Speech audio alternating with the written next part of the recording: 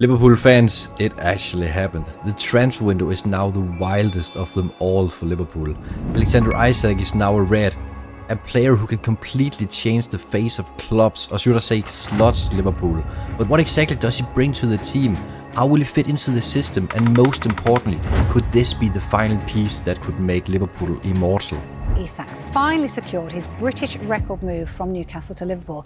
Well, Alex, it's done. You're a Liverpool player. Can you describe how you're feeling right now? I feel amazing. It's been a long journey. You know, I'm super happy to be a part of this team. Why was it Liverpool for you? Why were Liverpool the club you wanted to join? But what they're building on top of what the club already is and the history of the club. I want to create history. I want to win trophies. Alexander Isak, one of the most elegant strikers in the world. I know many would say that his price tag is probably too high, but there is a good explanation on this. In this video I will break it down to you why he's worth every penny. At Newcastle we've seen his close control and how he tracks down the defender, and the way he can link play almost like a false nine. He's one of the best in the world to position himself in the dangerous areas. He reads the game easily and swings past defenders in a second. He can thrive with the ball by himself and create the chances on his own. Liverpool bought themselves a stone-cold monster in front of the goal. We don't really know yet what Arne Slot's exact plan for Liverpool will be, but what we do know is that he prefers his team to play in a 4-2-3-1 formation. At first, most of us thought Ekitike was brought in as a backup option for Isak, but the more I look into it, the more it feels like the idea all along was to have both of them on the pitch at the same time. And a little later in this video I'll show you what exactly that could mean for Liverpool's future and how it even might bring back the heavy metal style of football we all loved under the club. But before we get there, we need to take a step back and look at how Liverpool usually sets up and why things haven't always clicked the way they should have, even during the club era.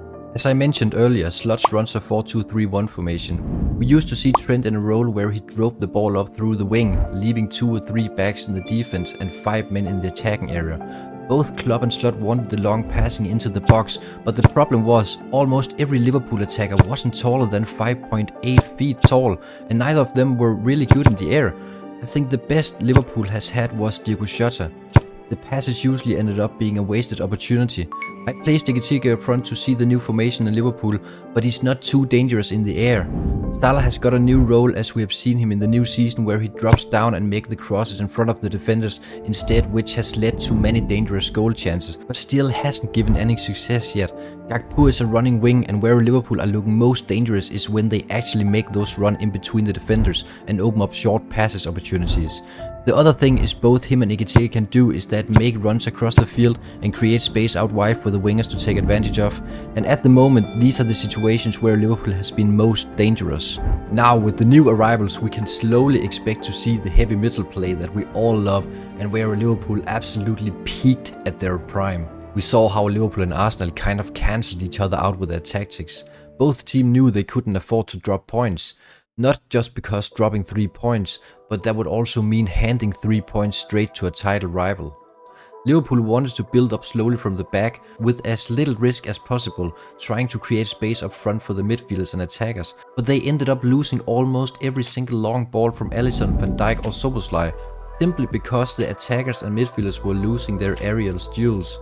Arsenal tried something similar, but they had more success luring Liverpool's players higher up the pitch and then exploiting the space behind. The real turning point came in the second half, around 16th minute, when Jones and Chiesa came on. Suddenly Liverpool looked more aggressive, trying to intercept the ball higher instead of constantly falling back and recycling possession all the way to Alisson. That's the heavy metal football Liverpool are built for, and that's why they should stick with it. They need to take more progressive runs from the back and play those incisive passes between the defenders, instead of forcing hopeful long balls into front line or out wide. Even Kirkis, who held back for most of the game, did a hell of a job defensively, and so did the rest of the backline. In the end it felt like a miracle was needed to secure the points, and honestly, whether it finished with 1 point or 3, it was probably fair enough Liverpool. So why am I even bringing up the Liverpool-Arsenal game when we are talking about Alexander Isak? Well, if you remember one of the first things I mentioned earlier in this video, I showed you when Liverpool are at their most dangerous, when Gakpo make those progressive runs inside from the left wing, the rest of the attack drags defenders wide, and that movements open up space right in the middle for either a direct shot or a quick combination to get closer to the goal. Gakpo actually used that exact strategy against Arsenal, and Liverpool even scored from it. The goal was ruled out for offside, but it could just as easily have stood, and this is exactly where Alexander Isak comes into the picture. We take a look at striker comparison in the season 24-25. Liverpool had Darwin Núñez, and they actually set him up for an average of 5 shots per 90 minutes, which is really high numbers, but unfortunately he missed a lot of those chances, which ended him up giving a 14% of goal conversion rate. Now here is where it gets interesting. Newcastle didn't even set Alexander Isak up half as much as Núñez. Still, he ended up scoring 23 goals, having a 31% goal conversion rate, which was absolutely one of the best in the entire league. That shows exactly why he's lethal in front of the goal. Not even Erling Haaland matches those numbers. So imagine if Liverpool gave Isak the same volume of chances that Núñez got. The goal tally could be frightening. Another statistic shows exactly why Alexander Isak would benefit so much from the progressive runs made by players like Gakpo and Ekitike. These two graphics highlights the difference in his movement in the penalty area. On the first we see his end behind runs, the classic striker movement, attacking in the space behind the defensive line and looking for through balls and chances to go directly at goal.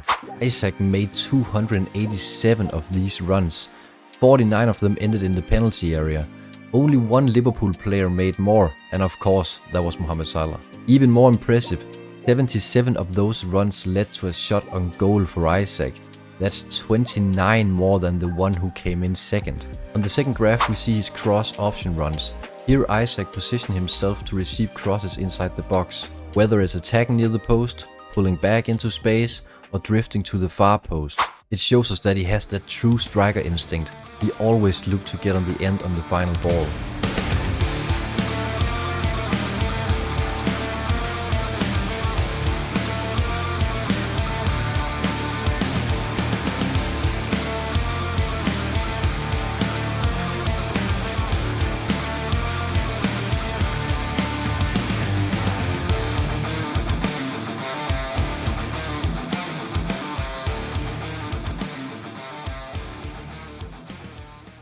Liverpool has just had the probably most wildest transfer window in their entire history. Still, they managed to sell for around £200 million, which made room for both Mamardashvili, Kyrgyz, Frimpong, Giovanni, Wirtz, Ekitike and Isak.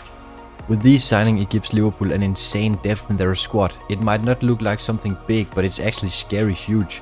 Liverpool runs a 4-2-3-1 formation, but with Isak and Giovanni, the defense is able to switch around both Kyrgyz and Giovanni and Konate for Giovanni. Also, Van Dijk can get some rest time with Giovanni at his place. Konate is even able to drop all the way into the right back next to Giovanni if injuries happens. We don't really know yet whether Arne Slot wants Isak at the very top instead of Ekitike, but he's able to switch around in a 4-1-2-3. Giving the place for both Ekitike, Isak and Salah the place up front at the same time. The midfield is now to rotate between every single midfielder on the pitch. As we've now seen Szoboszlai in almost every single role on the pitch, he does it brilliant. He was no doubt man of the match against Arsenal. The same goes for Gravenberch and McAllister in the midfield. Wirtz will remain the offensive midfielder as that is where he's world class. There are so many reasons to be excited on behalf of all Liverpool fans. We still don't know yet whether Isak or Ekitike will remain on the pitch at the same time, but many things suggest that Liverpool will run their old school heavy metal play with a twist of confidence and slowly build up.